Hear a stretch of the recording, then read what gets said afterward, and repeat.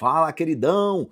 Hoje é o nosso dia 40 da nossa leitura anual da Bíblia Sagrada e a nossa leitura hoje está em Hebreus capítulo 6, versículos 13 até o 20, Êxodo capítulo 1 e 2 e Salmo número 40. Então vamos para Hebreus capítulo de número 6. Nessa passagem, Hebreus capítulo 6, o autor de Hebreus ele vai reforçar a promessa de Deus que foi feita a Abraão e ele vai dizer que ela é absolutamente confiável. E vai citar também Abraão como um exemplo de fé e de paciência. Porque no versículo 13 até o versículo 15 vai falar da promessa de Deus a Abraão e a paciência na fé. Deus, ele prometeu a Abraão que o abençoaria grandemente. E como Deus não pôde jurar por alguém maior, o que é normalmente o que os homens fazem é jurar por alguém maior. Como Deus não tem ninguém acima dele, Deus jurou por si mesmo. E Abraão, ele esperou com paciência e recebeu essa promessa do Senhor.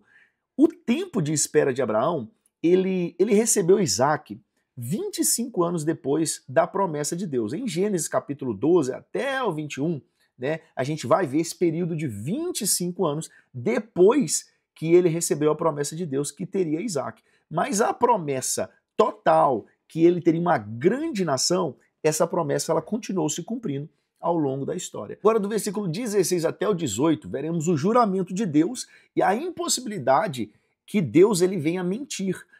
Como eu disse, o homem ele faz juramento apelando a algo maior que eles, para confirmar sua palavra. Mas Deus, sendo supremo, ele jurou por si mesmo, garantindo que essa promessa ela nunca seria mudada, ou seja, Deus garantiu a imutabilidade dessa promessa. Esse juramento ele foi feito para nos dar plena segurança daquilo que Deus disse, porque saiu do próprio Deus e ele jurou por si mesmo.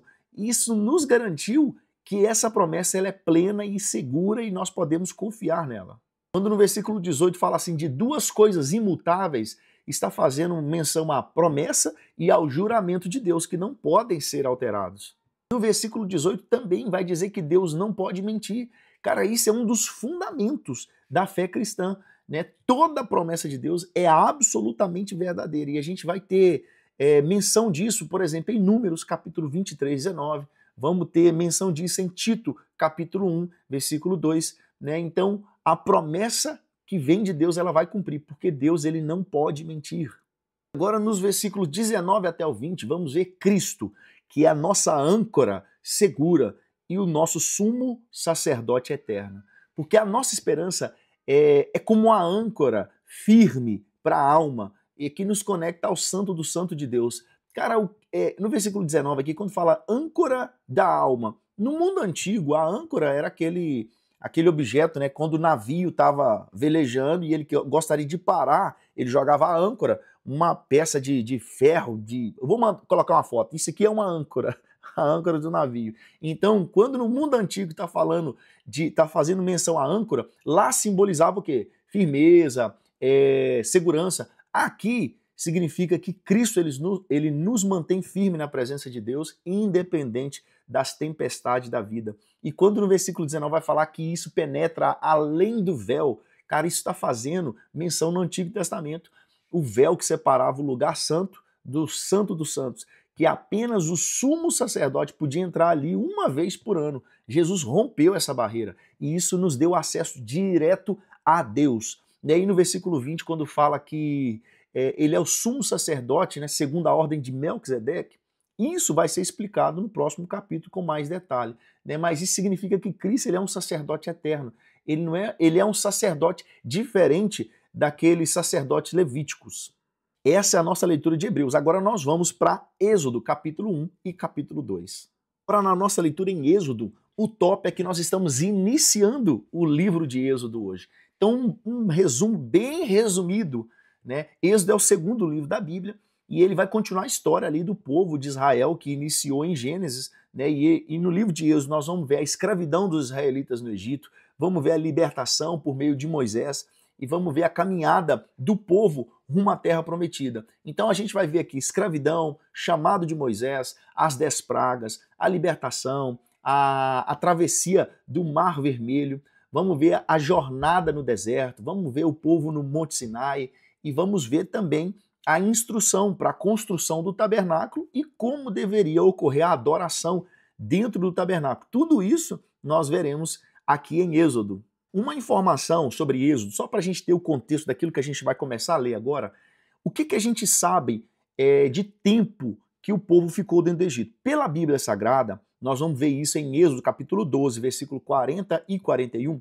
O povo de Israel ficou dentro do Egito por 430 anos. E esse tempo é contado a partir do momento em que Jacó entra dentro do Egito. E a gente viu isso nas leituras passadas. Então, a partir do momento em que Jacó entra lá dentro do Egito, o povo fica 430 anos.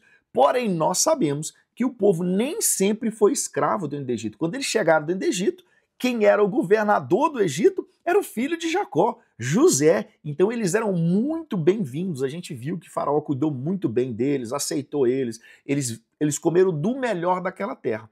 Só que a gente vai ver uma informação aqui agora, no início de Êxodo. A informação que a gente vê é que agora José morreu e toda a sua família morreu, aquela geração, os irmãos de José morreram.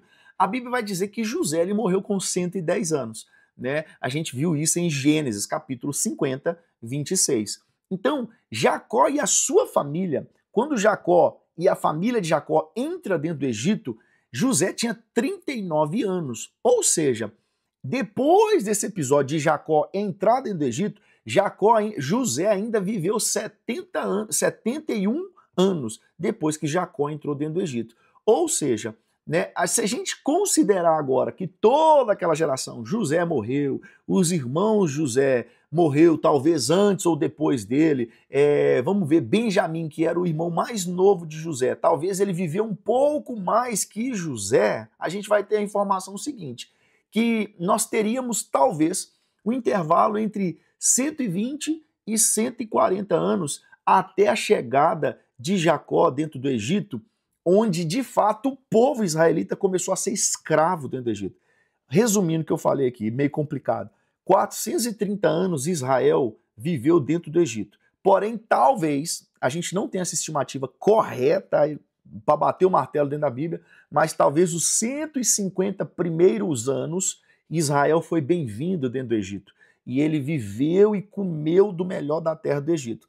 Aí, a partir desse momento, Israel passa a ser escravo dentro do Egito. Ou seja, Israel ele ficou ali os seus 150 anos, primeiro, com liberdade dentro do Egito, comendo do melhor do Egito, porém, os próximos 280 anos, Israel viveu como escravo dentro do Egito. Isso é estimativa, tá, querido? Porque a Bíblia não deixa essa data para nós. Então vamos entrar de fato agora no comentário de Êxodo, capítulo 1 e capítulo 2.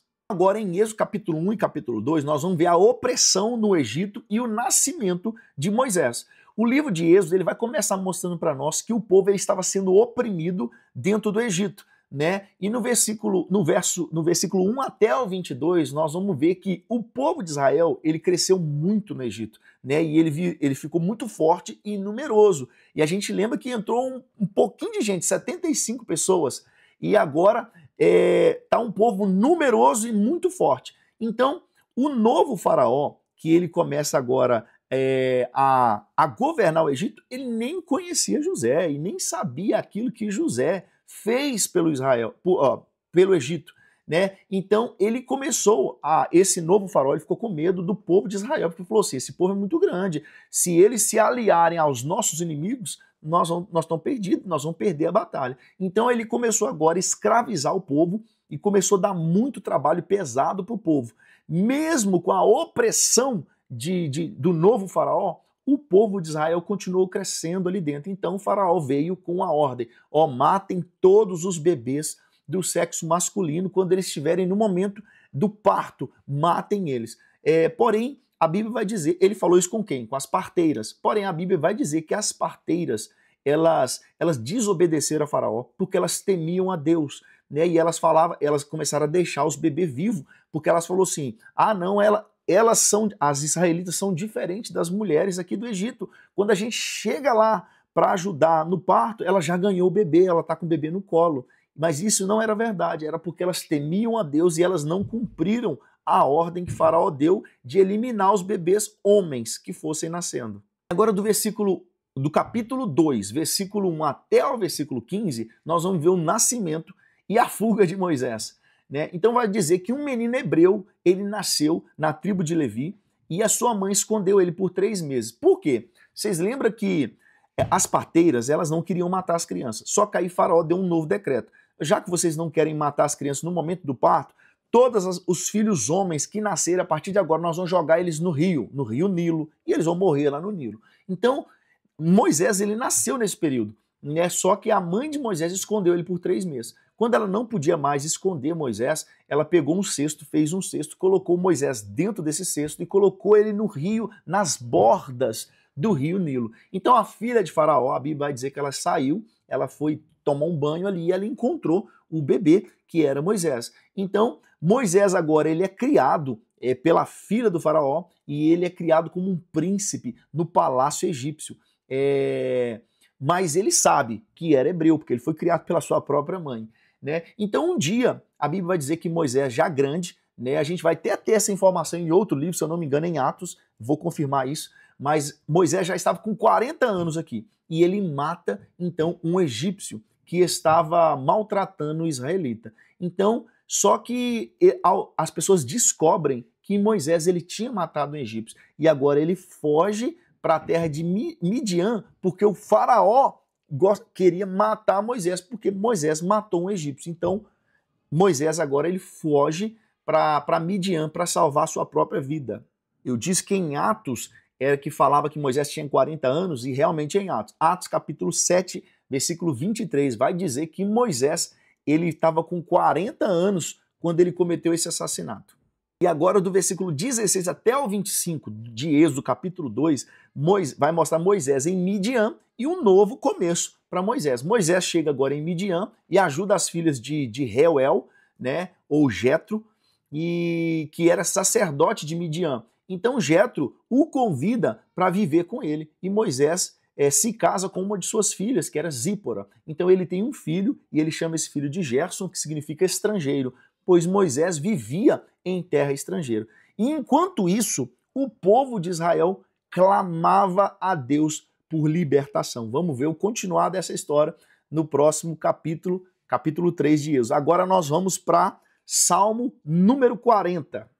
Agora em Salmo número 40, veremos a esperança e a fidelidade em Deus. Porque no verso 1 até o verso 5, vai mostrar que Deus ele nos resgata e estabelece nossos passos. Porque Davi, que é o salmista aqui, ele diz que esperou com paciência e Deus o tirou de um poço de perdição. Ele fala que Deus colocou seus pés sobre a rocha e lhe deu um cântico novo. Ele declara que feliz é aquele que confia no Senhor. O interessante é que Davi, quando ele fala assim, eu esperei com paciência, isso mostra que nem sempre Deus vai agir imediatamente, mas que ele nunca vai falhar. Agora, do verso 6 até o verso 10, veremos o prazer em fazer a vontade de Deus, porque Davi, ele declara que Deus não deseja sacrifícios vazios, mas ele deseja obediência sincera. Ele diz, eis aqui estou, no rolo do livro está escrito de mim. Então, isso estava o quê? Apontando para Jesus. Ele anuncia a justiça e a fidelidade de Deus a toda a congregação.